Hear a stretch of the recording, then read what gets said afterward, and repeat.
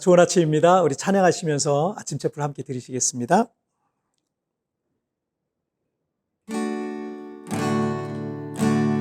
감사해요. 깨닫지 못했었는데 내가 얼마나 소중한 존재라는 것, 태초부터 지금까지 하나님의 사랑을 항상 나 향하고 있었다는 것, 고마워요.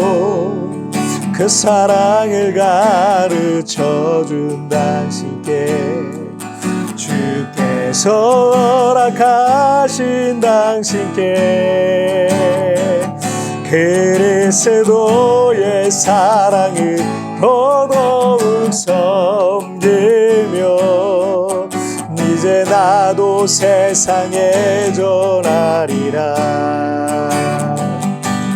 당신을 사랑받기 위해, 그리고 그 사랑 전하기 위해 주께서 택하시고 이 땅에 심으셨네. 또 하나의 열매를 바라시며.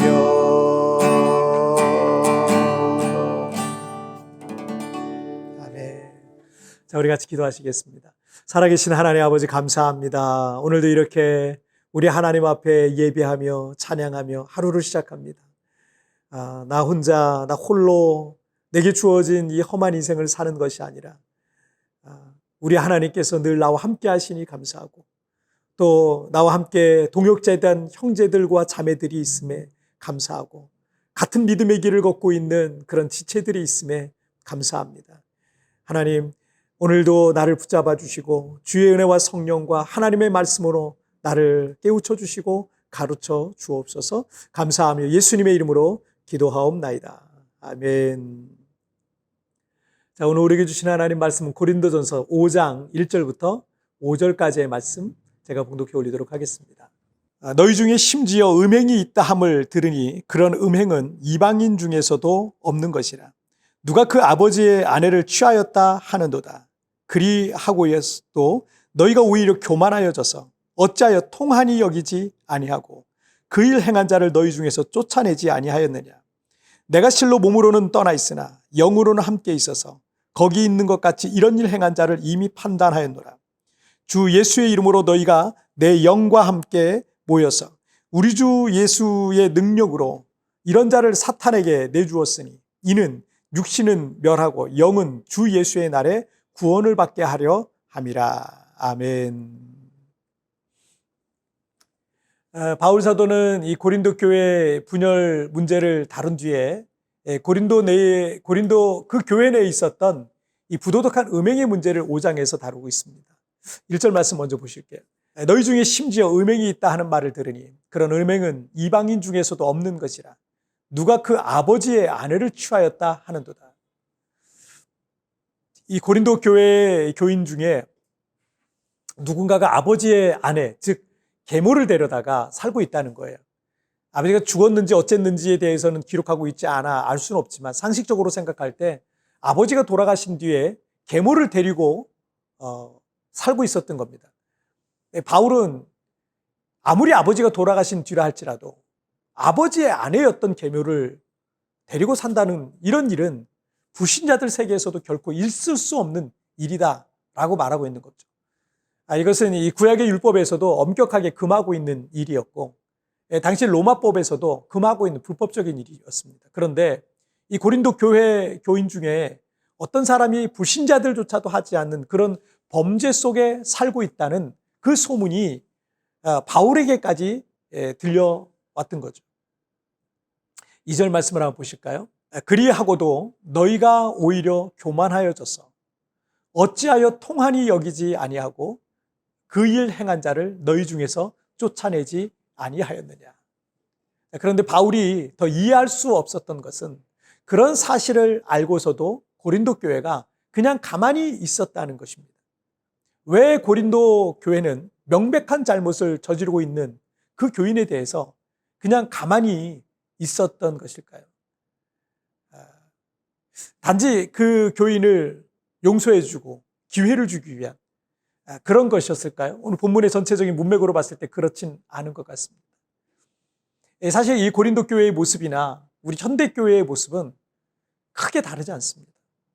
교회 내에서 그런 명백한 잘못을 한 교인들의 잘못을 지적하고 그것에 대해서 어떤 징계를 하는 칠의라는 게 교회 내에서 거의 사라졌습니다.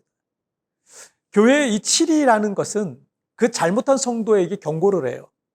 그리고 예배 참석이나 성만찬 참여를 일시적으로 금지시키기도 하고 심하게는 출교를 시키게 되어 있습니다. 하지만 이런 칠의는 현대교회에서 교회 법으로는 존재하지만 사실 현대교회에서는 거의 사라졌다라고 볼 수 있습니다. 만약에 어떤 교인을 그런 명백한 부도덕한 일 때문에 칠의를 한다 하더라도 보통 이런 경우가 많아요. 여기만 교회냐? 세상의 교회는 널려 있다라고 하면서 다른 교회로 옮기면 그만인 그런 서글픈 세상에 우리가 살고 있는 겁니다. 그러다 보니까 교회의 영적 권위는 떨어졌고 성도들은 불신자들과 비교할 때 크게 차이가 나지 않는 도덕적 불감증 같은 게 교회 내에 있어 보입니다. 예수를 믿는 사람이나 믿지 않는 사람이나 별 차이가 없는 거죠. 그런데 왜 이렇게 되었을까요?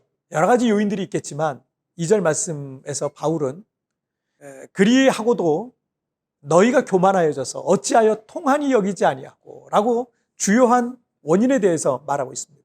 그들이 그렇게 도덕적 불감증에 빠져 있는 이유는 교만 때문이라는 거예요. 교만과 잘못한 교인을 치리하지 않은 이 고린도 교회의 문제가 무슨 상관이 있겠습니까? 여러분, 그런데 교만은 사랑과 정반대입니다. 교만과 사랑이라는 건 서로 반대돼요. 왜냐하면 사랑이라는 것의 특징은요, 항상 상대방을 먼저 살피는 거거든요. 그 상대방을 이해하고 상대방을 사랑하고 도와주는 그런 마음입니다. 사랑은 이 포커스가 이타적이다라고 할 수 있습니다. 하지만 이 교만의 특징은 다른 사람에게 관심이 있는 게 아니라 그 포커스가 항상 자기 자신에게 맞춰져 있습니다. 그래서 교만은 이기적인 거예요. 때문에 자기에게 이익이 되지 않는다면 다른 사람에게 굳이 관심을 가질 이유가 없는 겁니다. 고린도 교인들이 교만했기 때문에 굳이 그 복잡하고 시끄러워질 문제를 드러내지 않고 그냥 쉬쉬했던 것 같습니다. 아니, 그 음행한 사람이 나만 아니면 돼라는 생각으로 나는 그렇지 않으니까 라는 생각으로 어떻게 되든지 사실 관심이 없었던 것 같습니다.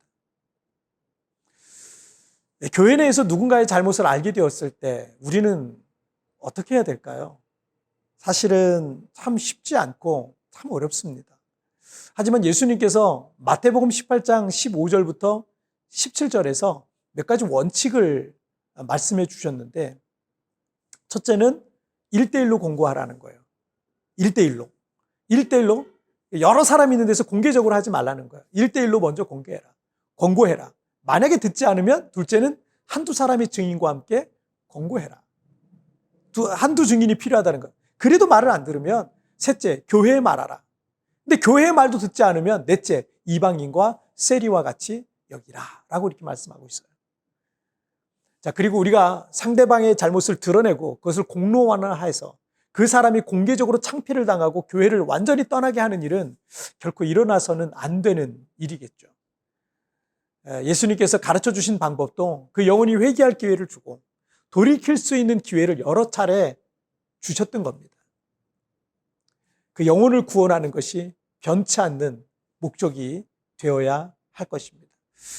여러분, 우리 안에 그런 잘못, 공동체 안에서 어떤 그런 문제가 있을 때 여러분 그 문제를 위해서 더 많이 기도하고 지혜롭게 행하시기를 바랍니다. 자, 우리 같이 기도하실까요? 살아계신 하나님 아버지 감사합니다.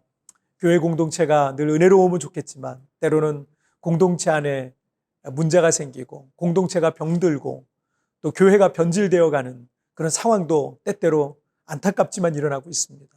하나님, 우리는 어떻게 해야 되겠습니까? 예수님께서 뱀같이 지혜롭고 비둘기같이 순결하라고 말씀하신 것처럼 그 순간순간 우리가 어떻게 해야 될지 바른 지혜를 허락하여 주옵소서.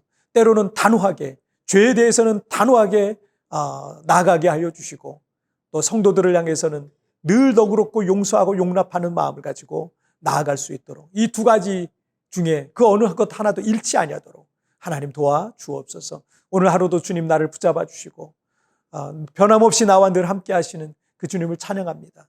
내가 어디를 가든지 무엇을 하든지 우리 주님 나와 동행하실 걸 믿사오며 이 모든 말씀 우리 주님 예수님의 이름으로 기도하옵나이다. 아멘. 여러분, 뒤편에 나오는 오늘의 묵상 보시면서 개인적으로 묵상하시고요. 짧게라도 뜨겁게 기도하시면서 오늘 하루 주님과 동행하시길 바랍니다. 우리 내일 굿모닝 체프에서 뵙겠습니다. 여러분 승리하세요. 우리가 상대방의 잘못을 드러내고 그것을 공론화하여 그 사람이 공개적으로 창피를 당하고 교회를 완전히 떠나게 하는 일은 결코 일어나서는 안 될 것입니다. 누군가의 잘못을 알게 되었을 때 하나님께 여러분 지혜를 구하십시오.